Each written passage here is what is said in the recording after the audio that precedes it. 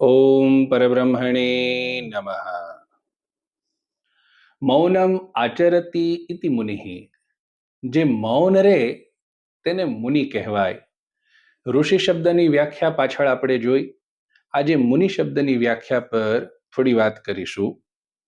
આ લક્ષણાવાચી શબ્દ છે, અર્થાત પોતાના શરીરમાં જે જ્ઞાન ઇન્દ્રિયો અને કર્મેન્દ્રિયો છે તે તમામનું સંયમન કરીને, માત્ર એક જીભનું સંયમન કરીને નહીં, તમામ ઇન્દ્રિયોનું સંયમન કરીને જે વ્યક્તિ સમાજની પ્રગતિ માટે, આત્મોદ્ધાર માટે, પરમેશ્વરની પ્રાપ્તિ માટે અનેકવિધ પ્રયત્નો કરે છે, સમાજને કંઈક સારું આપે છે, તે વ્યક્તિને મુનિ કહેવાય છે.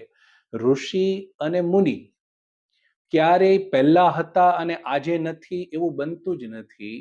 સાતત્ય છે. હંમેશા એવા માણસો આ પૃથ્વી પર હાજર હોય છે જેની ઉપસ્થિતિથી આ સમાજ કંઈક ને કંઈક શીખે છે અને આગળ વધે છે, જેની પાસેથી કંઈક શીખવા મળે છે અને જેનાથી સમાજ આગળ વધે છે તે તમામ ઋષિઓ અને મુનિઓ છે, બશર્તે એમણે સ્વાર્થ માટે એ કામ ના કર્યું હોય.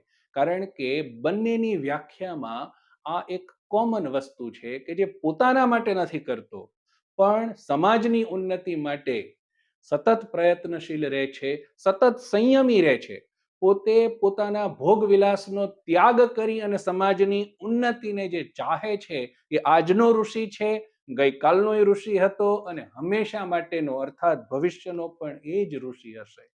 ત્યાગ બહુ મોટી વસ્તુ છે. આ માહિતીઓ ઘણાને ખબર નથી હોતી, તો આને જરૂરથી શેર કરજો અને આવી જ શાસ્ત્રીય માહિતી માટે આ ચેનલને જરૂર સબસ્ક્રાઇબ કરો. ધન્યવાદ.